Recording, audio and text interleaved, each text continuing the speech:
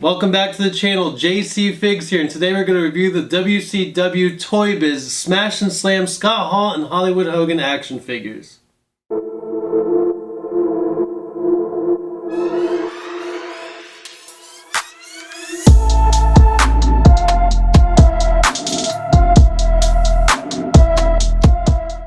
Okay, so we'll go ahead and start off with the box art. And these Smash and Slam figures really bring me back to my childhood for sure. I used to bring these things to school with me. I'd play with them during lunch or after school. Sometimes I'd trade with my friends, but I gotta tell you guys, I've never had the variant Hollywood Hogan before. Actually, I didn't even know this existed until I saw it at Toy Federation. If you guys haven't seen my figure hunt at Toy Federation, make sure you check that out for sure. So at the top of this box it says Smash and Slam Wrestlers, and then there's a nice image of Hollywood Hogan there. You got Hollywood in his plastic prison right there in the center. Of course, there's a WCW NWO official product holographic sticker. So what's really cool about these Smash and Slam boxes is there's actually like a cardboard cutout of a ring and ring ropes and turnbuckles and everything right there in the center surrounding the figure in the middle. That's a really nice touch by Toybiz. At the bottom of the box you got Hollywood giving Sting a headlock, and the image of Hollywood on the bottom is actually the regular version of this fig, not the variant. And we got New World Order in the center, Hollywood Hogan with steel stairs and NWO shirt. Toybiz on the bottom left. You turn it to the side, it says NWO, New World Order, Toybiz there again. Flip it over, Smash and Slam at the top, another picture of Hollywood. Then it says headlock power punch action, and there's 3 steps showing you and telling you exactly what you need to do in order to get the action of this toy to work. We got the stats of Hollywood on the right. Height 6'7", 275 pounds. Signature move, big boot, and the Hollywood leg drop. And there's a nice description of Hollywood Hulk Hogan right there underneath that. I'll leave a picture so you guys can check that out. Bottom, it shows all the figures that come in this Smash and Slam series. We got DDP, Wolfpack Sting, Scott Hall, Wolfpack Macho, Kevin Nash, The Giant, and Lex Luger. Collect them all. Visit NWOWrestling.com and WCWWrestling.com websites. Overall, this box is in excellent condition. It kind of hurts me to open this one up a little bit, but luckily these Smash and Slam figures still go for pretty cheap on the aftermarket as of now. I do predict they will go up in the future. I bet probably in the next 5 to 10 years these things will skyrocket along with the WWF BCA figures. So Scott Hall's box is pretty much the same, except you got a picture of Scott Hall up there at the top, and you got the Scott Hall figure at the bottom. This is also a variant. This is Scott Hall in his black and white attire as opposed to the regular version, which is in his red and black Wolfpack attire. So we're opening up 2 variants here, and on the side the NWO again, pretty much the exact same thing on the back. Got Scott Hall stats, 6'7", 287 pounds, outsider's edge. Nice description of Scott Hall there. I'll leave a picture for that for you guys. And again, there's 3 steps showing you and telling you how to make his action work. Make sure you stick around to the end of the video and you will see both these figures in action. Again, at the bottom it shows every toy that comes in this Smash and Slam line. Other than that, these boxes are virtually the same.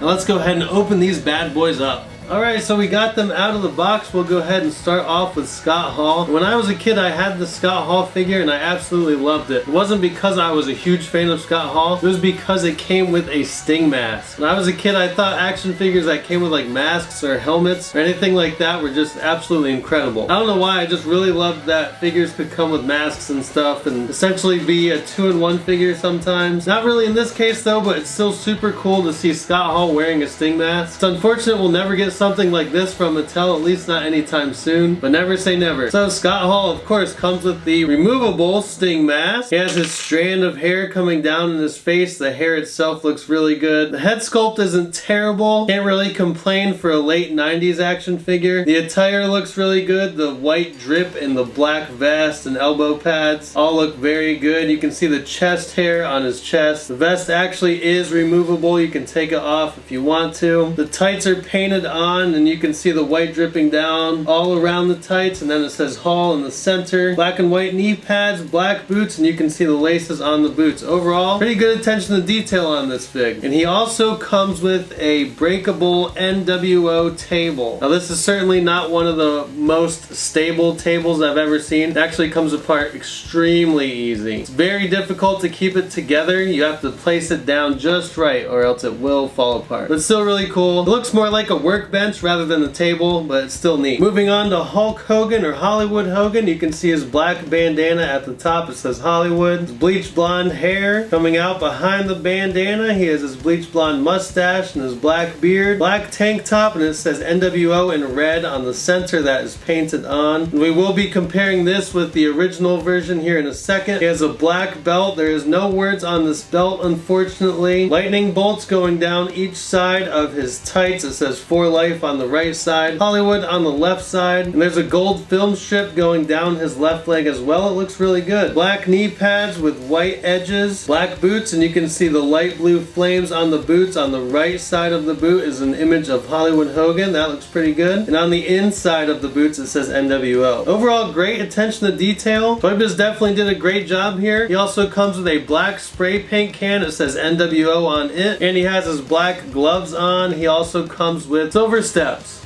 and they look pretty good. However, they do look a little bit small, not really to scale with these figures. But overall, both of these are excellent, and I think that Toybiz was way ahead of their time. I'm really starting to get back into vintage toys just because more nostalgia for me to collect these older toys rather than the new Mattel ones. Even though I love the Mattel releases, I just get a different feeling from these vintage toys. Now we'll go ahead and check out the articulation, do some comparisons, and then test out the action and take some action shots. Scott Hall's articulation, his head can turn quite a bit. However, it gets pretty stiff and I don't want to break it off, so I'm not going to go Exorcist style here. His arms can go in and out, pretty far out actually. He has single jointed elbows, but they can bend pretty well. They go all the way around, but of course he has the action, which is the clicking that you hear. Squeeze the legs together and his arms move. His hands can twist all the way around, however the fingers don't move at all inwards or outwards. The wrist also does not move inwards or outwards. There is no ab crunch here, of course. The waist does not turn at all. The legs can go forward, and they cannot go backwards due to his butt there. As you can see, it's kind of stuck, so it cannot move. The knees do bend, but they are also single jointed and they're a little bit hindered due to the knee pads. The feet go down and back up. There's no toe cut. They don't move a whole lot, and they don't move side to side. Remember guys, these are 90s figures. Back in the day, BCA figures did not even have anywhere near this articulation. Like I said before, these WCW Toybiz figs were way ahead of their time. I will go ahead and do Hollywood Hogan's articulation real quick, and his is similar. His head turns left and right like so. However, he has a bicep swivel up here. That's something different that Scott Hall did not have. You can see the single jointed elbow there. It bends out straight and goes back in. The wrist does not move at all, just like Scott Hall's. Squeeze the legs together and his arms move in. The legs do go forward, and again, not backwards. It is hindered by his butt. Single jointed knees, bend slightly. The feet, again, same thing, goes down and back up. That's about it. Everything else is the same. No waist cut, nothing like that. No ab crunch. But overall, honestly, the articulation is not too bad at all, especially given the time period when these figures came out. Here's a comparison between the variant Hollywood Hogan and the regular version. Now the regular version that I have is missing the shirt that it came with, but you can notice a few differences right off the bat here. One, of course, is the skin tone. The one on the left is much more tan, and the one on the right is more like pinkish whitish. Still doesn't look too bad. The one on the left includes white sunglasses that are non-removable. The Hollywood letters on the bandana on the regular version are different size, or maybe even different font than the one on the right, the variant. The one on the right includes a weight belt. I'm not sure if the one on the left came with a weight belt. Like I said, I'm missing the shirt, so maybe he did come with a weight belt. Another difference is the one on the right, the variant, has a gold film strip going down the side of his tights, right behind Hollywood. Also, the variant has an image of Hollywood Hogan on his right boot, whereas the regular version does not. And of course, the variant comes with a black tank top that's painted on with red NWO letters. So there are some differences here. It's very cool to see variations from back in the day. Let me know which one you guys like better in the comments below, the regular version on the left or the variant on the right. And I don't have another Toybiz Scott Hall to compare with at the moment, so here's a scale comparison for you guys. As you can see, Scott Hall is a little bit taller than Hollywood and much taller than Macho Man. So it's very neat to see that incorporated with these older 90s figs. Now the moment of truth. Can Scott Hall's action actually work? Does it have enough strength to give the Macho Man Randy Savage the outsider's edge? No, it does not. Not quite strong enough. See, I'm squeezing the legs and the arms just aren't moving, but we can still do this. Wham! One more for the bad guy. Now Hollywood Hogan, his action, both of his arms are supposed to come together so that he can have another wrestler in a headlock in his left arm and then punch him in the head with his right. And then on the back there's this little swivel that you can either lock in the left arm or unlock it so that it can move. However, mine is stuck and just will not budge at all. So the left arm moves a little bit and the right arm moves a lot more, so can't really put somebody in a headlock here, but we can go ahead and give him a right hook. Wham, brother! So yeah, the actions are pretty cool. I prefer these over Hasbro's for sure.